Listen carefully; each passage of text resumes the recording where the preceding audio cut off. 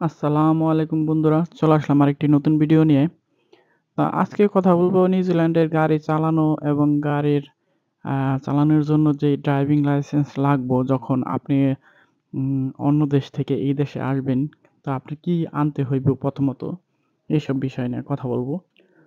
নিউজিল্যান্ডে আসলে পরে আপনার বাংলাদেশের থেকে যে ড্রাইভিং লাইসেন্সটা নিয়ে আসবেন, ওইটা শো করলে পরে ওরা আপনাকে ১ বছর ওই ড্রাইভিং লাইসেন্স দিয়ে আপনাকে চালানোর সুযোগ দিবে। কিন্তু এরপরে আপনি ওইটাতে আর চালাতে পারবেন না। এর মধ্যে আপনাকে ওই লাল লার্নার লাইসেন্স যেটা আছে কনভার্ট করা হয়। তো ওইটা আপনাকে নিতে হইব।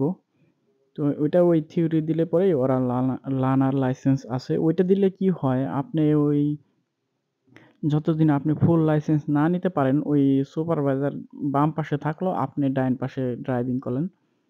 তো এইভাবে মূলত ওই লার্নার লাইসেন্স ওইটা ১০ বছর দেয়। তো ওইটাতে অনেকেই গাড়ি চালায়। সমস্যা হয় না।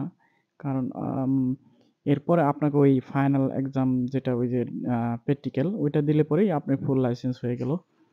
তো অতটা হার্ড না। তো আমি সিঙ্গাপুরে ট্রাই করছিলাম ড্রাইভিং লাইসেন্স করার জন্য।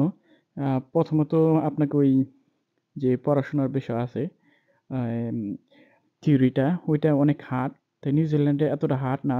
সিঙ্গাপুরে যেমন আমি ট্রাই করছিলাম, আমি বেসিক থিওরি পাস করছিলাম। এরপরে আমি আর আগাই নাই। কারণ অনেক ধাপের ধাপ।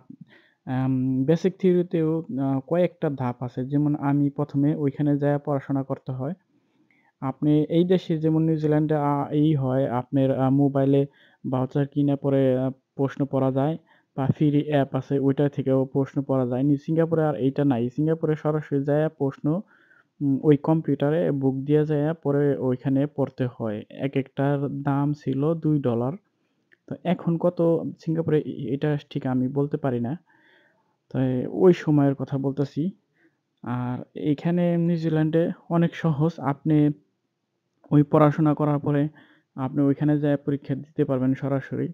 আর ওইখানে বেসিক থিওরি অ্যা পরীক্ষা দেওয়ার আগে আপনাকে এভিলেশন দিতে হয়। এভিলেশন দিয়ে তারপরে পরীক্ষা দিতে হয় বেসিক থিওরি। বেসিক থিওরিতে পরে আবার ফাইনাল থিওরি। এইটা অনেকটা টাফই আমার মনে হয়, অনেকটা হার্ড। আ যারা আরকি অল্প শিক্ষিত, বেশি শিক্ষিত যারা তাদের জন্য একটু হার্ডই।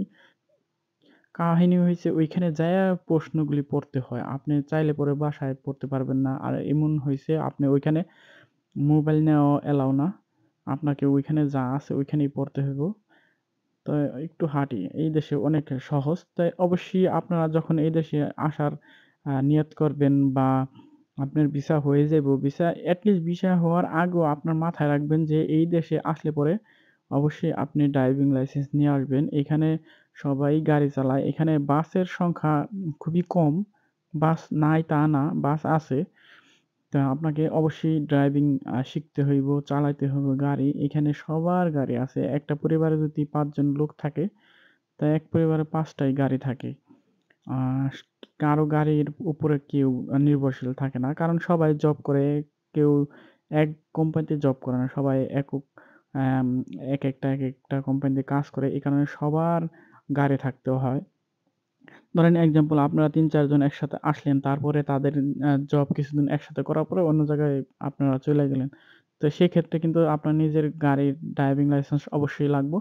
তো এই কথাটা অবশ্যই মাথায় রাখবেন। নিউজিল্যান্ডে আসার উদ্দেশ্য নিয়ত যখনই করবেন যে আমি ভিসা আ আ ট্রাই করতেছি তখন থেকেই আপনি ওই গাড়ি চালানোর বিষয়ে আপনার মনোযোগটা ওইদিকেও একটু দিয়ে রাখবেন।